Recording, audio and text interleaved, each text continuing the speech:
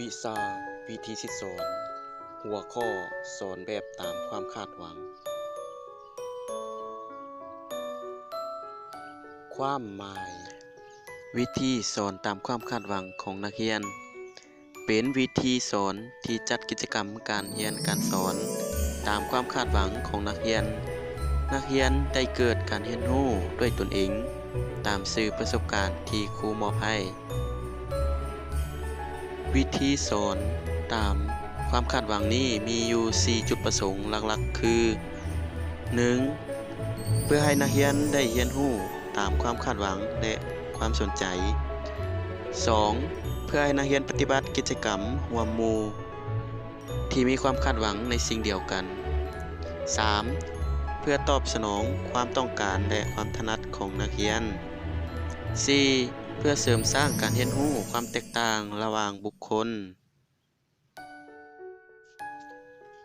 ต่อมาอาจารย์ได้จัดแบ่งนักเรียนออกเป็นกลุ่มนั่งตามกลุ่มตามความเหมาะสมซึ่งขั้นตอนของวิธีที่สอนนี้มีอยู่9ขั้นที่1ครูกล่าวถึงจุดประสงค์การเรียนรู้พร้อมทั้งกำหนดเนื้อหาสาระที่จะให้นักเรียนรู้ซึ่งว่าขั้นตอนนี้ครูจะได้กล่าวถึงจุดประสงค์เกี่ยวกับแผนงานขั้นตอนที่2ครูใหญ่เจียให้นักเรียนเขียนความคาดหวังที่จะได้รับจากการเรียนรู้ตามจุดประสงค์และเนื้อในที่กำหนดให้ขั้นตอนนี้ครูใหญ่ให้แล้วให้นักเรียนเขียนแต่ละกลุ่มเริ่มเขียนความคาดหวังของตนเองเกี่ยวกับแผนงานใส่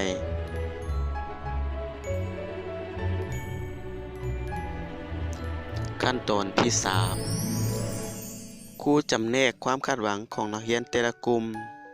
ตามความคาดหวังที่คือกันเลาะเบิ่งแต่ละกลุ่มเพื่อว่ามีความคาดหวังคือกันมีอันใดแด่ขั้นตอนที่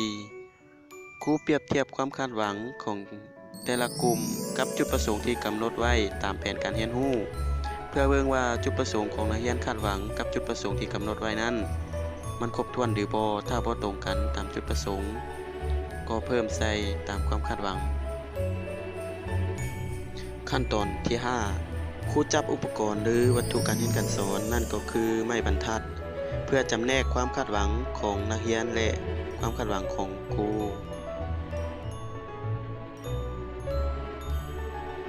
ขั้นตอนที่6ให้นักเรียนปฏิบัติกิจกรรมกลุ่มตามชื่อหรือวัตถุที่ครูจัดเตรียมให้เพื่อตอบสนองความคาดหวังของตนและสมาชิกในกลุ่มขั้นตอนที่7ครูแสดงความคาดหวังของตนและให้นักเรียนรับรู้เกี่ยวกับไม้บรรทัดว่าไม้บรรทัดเราสามารถใช้หลายๆสิ่งหลายอย่างเช่นว่าการวัดแทกการเฮ็ดไม้ต่อยอดต่อสืบต่อกันขั้นตอนที่8ให้นักเรียนแต่ละกลุ่มสรุปว่าการเรียนรู้ได้รับตามความคาดหวังหรือบ่อาจารย์ได้เลาะเบิ่งแต่ละกลุ่มว่าสรุปนั้นได้รับตามความคาดหวังหรือบ่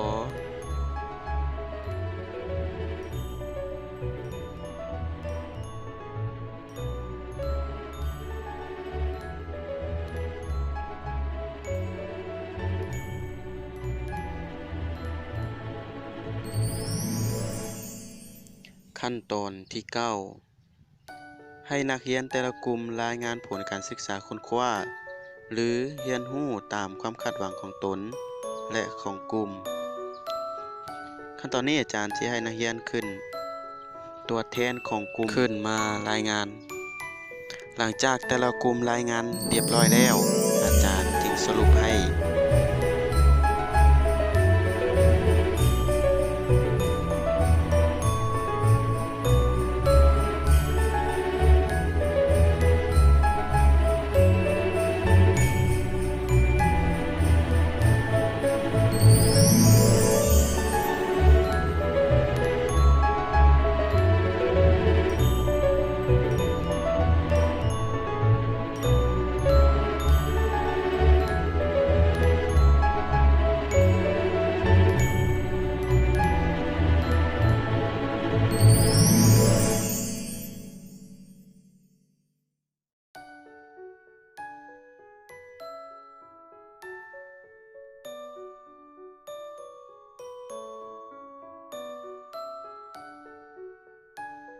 ครับนอนพักผ่อ